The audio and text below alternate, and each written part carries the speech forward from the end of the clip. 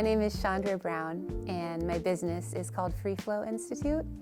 We're based in Missoula, and we started in 2018. Freeflow Institute creates university-accredited outdoor learning experiences for adults. Primarily, they take place on rivers and in the backcountry, and we're really focused on creative arts, but also social justice, environmental studies, law, policy, and journalism. Yeah, I think that we have sort of this bread and butter model, but there are an increasing number of models that we use. But the one that we started with and the one that still feels at the heart of what we do is a creative writing workshop, a graduate level creative writing workshop that we lay over the top of a multi-day river trip. So it's like it's an immersive learning experience that takes place in an immersive trip through a landscape. And so on one of those courses, we will do writing workshop and writing adjacent activities and thought exercises and generative activities in the morning. We'll go rafting and hiking all day, and then in the evening we'll do another session together. And so it's a lot to fit into a few days on the river, but it feels very full and very rich. I think the inspiration for my business came from all of my sort of disparate professional affections, which were education and the creative arts, specifically writing, and rivers. And I've worked as a river guide and as a teacher and as a freelance writer for all of my adult life, my professional career, and so Freeflow is sort of the confluence of all those things. I think being an entrepreneur requires a significant amount of dedication to an idea, and sometimes it's hard to stay the course because there's not always a template or a framework that's been established for you, and so a lot of it is trial by fire and trial and error and just seeing what sticks. And so there has to be a significant amount, I think, of allegiance to the original idea. Otherwise, it's easy to lose your way. So I do feel like I'm lucky in that regard. I really believe in what I set out to do. I also think that in starting my own business, I learned a lot about confidence and about communication. So trying always to be a better communicator and to be more confident in my work and more confident in the fact that it's needed in the world. And then the more confident that I am, the more confidence I think the community and our clients have in the work that we have to offer.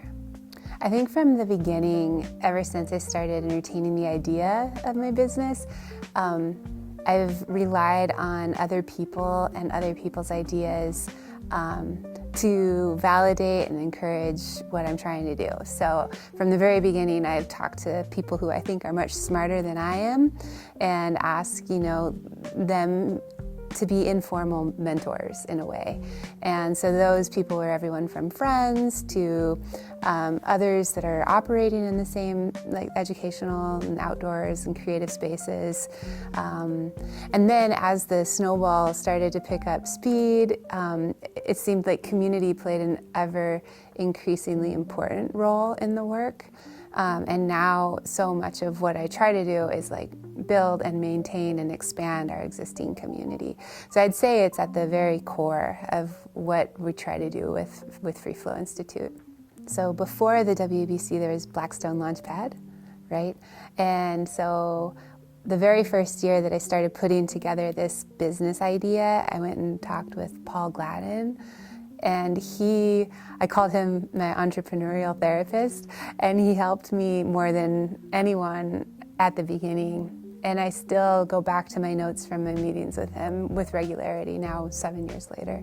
With the WBC specifically, I've worked with consultants and I've attended a number of the lunch webinars, and I always read the newsletters, and it makes me feel connected in a space that's often quite lonely. Yeah, I think what you guys are doing is really important, and it's definitely been a huge mode of support for me. Yeah, I think one thing that's been really difficult, especially as I sort of came up and over the 5-year mark, was what I can only think of as burnout. And so it was just like this exhaustion that came from constantly hustling and trying and connecting and also like working towards something that at times felt amorphous. So like a lack of concrete goals really got me down a couple of years ago, and I felt like I was sort of swinging in the dark and not really sure where I was headed, and that made me really tired. I also think that sense of working alone can sometimes contribute to the feeling of burnout or exhaustion. So in order to overcome that and sort of surmount that tiny obstacle, I've tried to bring in more people that are skilled and that can amplify and enhance what I'm trying to do, but have their own vision and their own energy and their own ideas, and then integrating those ideas into the original vision for the work has been really helpful. And I think those other people are the only reason why I'm able to keep going at this point. And I do feel like I've been reinvigorated by their energy and their contributions. So we hire folks on a 1099, like a contractor basis. I did for a little while have a payroll with 3 employees, and it just wasn't a great fit given how small we are.